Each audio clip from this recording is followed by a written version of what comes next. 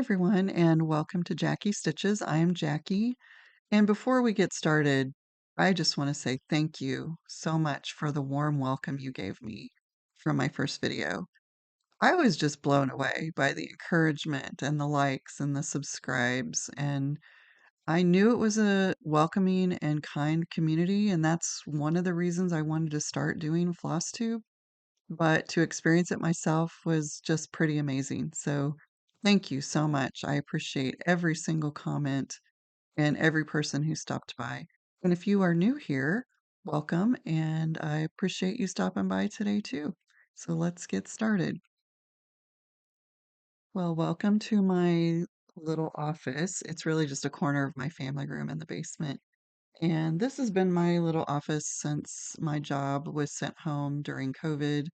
And then I changed jobs and it became hybrid, but mostly at home. So I've been working from home for almost be 6 years. And so it is nice to decorate it a little bit for the holidays. So I went ahead and put up my tree and I'm enjoying that. So the first thing I want to talk about is Jingle Ball.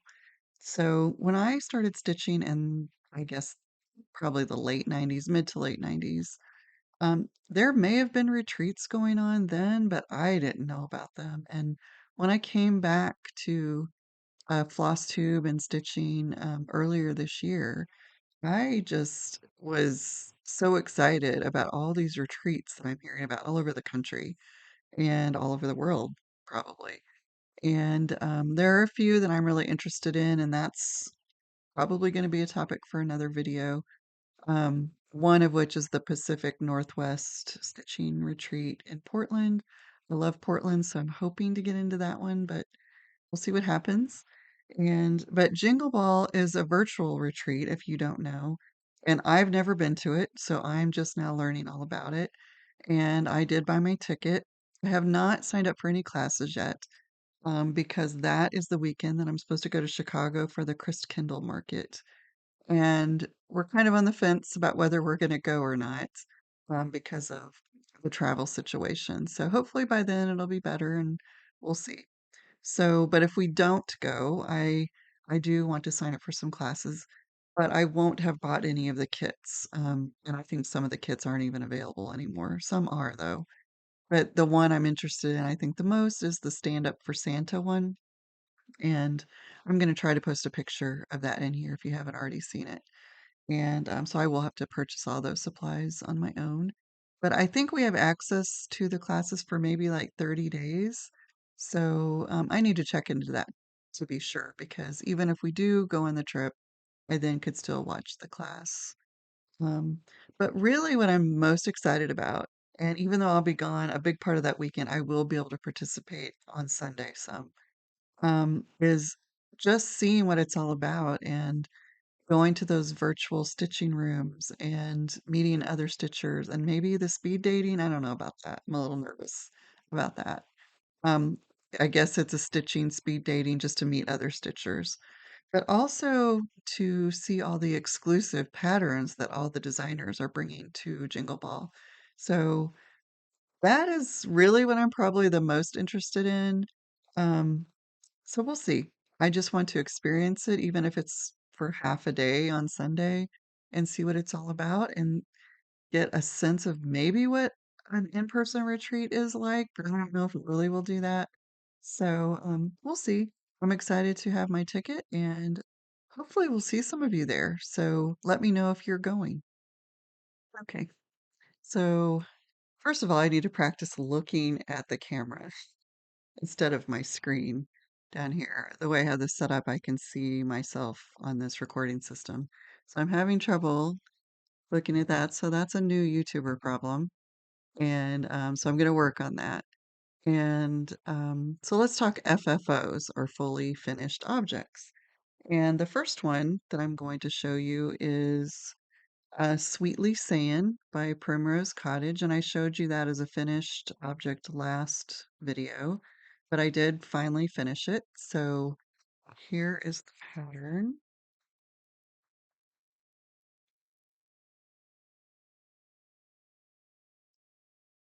And I think I said in the last video, I think this was one of the freebies in their newsletter, and you have to sign up for that on their website, and they send out a freebie once a month, and their patterns are just adorable and really easy patterns to get back into as a beginner. Or if you are a fresh, brand new beginner, those patterns are pretty easy. So, I think that's what that was. So here I made it into a pillow and I think it turned out cute.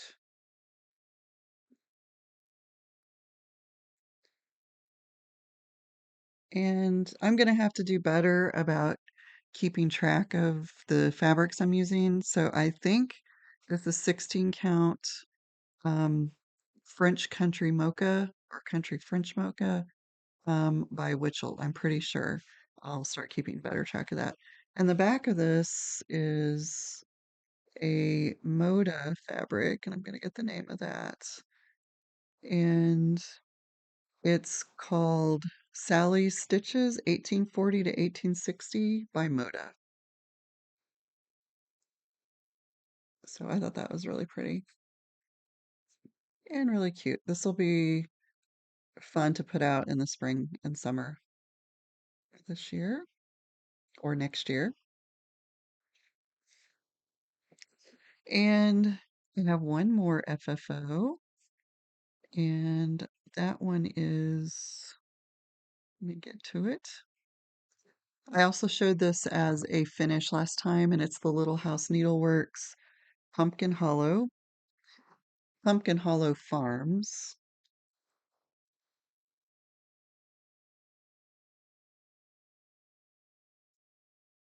And I'm going to say this is an FFO in progress because I've just sort of tentatively decided most of my stitching, unless it's a really big project, that I'm just going to thrift frames. So I'm just going to start collecting frames. So I just had this frame already in my stash, and it doesn't fit it the way that I would like. I am a fan of white space or negative space in photographs, but for the stitching, I do like the look of when the stitching almost meets the frame. So this one is a little big on the side, so I'll show it to you, but I am going to be looking for another frame. This. So, and it looks okay. I'm not unhappy with it, and I do have a lot of work to do on learning how to frame and lace and all of that. But and I do actually I'll show it again. I do like the sort of ivory colored frame. I originally thought that I wanted a black frame because that's how I'd seen it online. But I do kind of like the ivory, kind of rustic, shabby kind of frame. But I am going to look for one that doesn't have so much, so there isn't so much white space on the sides. So overall, though, as a kind of a newbie stitcher, I'm pretty happy with my finishes so far. So yeah, so I'm hoping to have a couple more things done. I'll show you my whips next, and I'm hoping to have a couple more finishes by the time I do my next video. So let's take a look at those next. Forgot to mention on the FFOs that both of those were on Ada, and I am primarily an Ada stitcher at this point. Although on one of my new projects I'm going to show you in a few minutes, I am going to try linen. So on that Pumpkin Hollow Farms, I don't know what that color is or what kind of fabric it is because that's the one I started in 2010 and then didn't pick back up until earlier this year. So that's a mystery for fabric. So, but I am going to try to keep track of that because I do appreciate that when I'm looking at videos and I like what they're using, that I do like to know what fabric and threads they're using. So, for works in progress or whips, I have a new one and I just started this, so it's barely started. And this one is called Sweater Weather by Plum Street Samplers. And it's a really cute fall project with a couple of dachshunds. And I really like how this one looks. At first, when I saw this one, I was pretty intimidated by it, so I kept putting it off. But as I've gotten into it and looked at it, it's not as intimidating as I actually thought it was. There are a lot of small motifs, and they are sort of spread around, but it's none of them are difficult, I don't think. We'll see. I just got started. So I am doing this on 14 count Rustico Ada and Oatmeal by Zweigart, I think. And I think I purchased this at Hobby Lobby. It's very stiff, which, if you saw my last video, I'm not a huge fan of that. But I'm gonna stick this one out. So I started in the bottom left-hand corner, which is kind of new for me. I usually start in the middle. So we'll see how this goes. And yeah, I think it's gonna be cute. I really like those dogs. So I used to have a dog that was part dachshund. So that is Sweater Weather by Plum Street. And the next one is one I showed a start last time on the last video, and that is Joy by Shakespeare's Peddler. And that's one of the Nashville exclusives from this year. And I just think these colors are so pretty. And I haven't gotten any further on this one. Um, so I hope to get some of the flowers done in that pot this upcoming week. And this one is on 16 count Ren Ada by Picture This Plus. And again, here's that pattern. So pretty. And then the other one that I've made the most progress on is called, sorry, I have to look these up on my good notes. So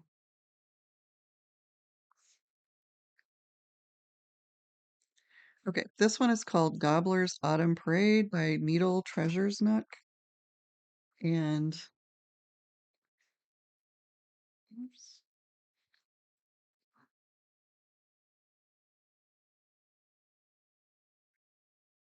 And so, okay, I thought this was going to be a really simple pattern.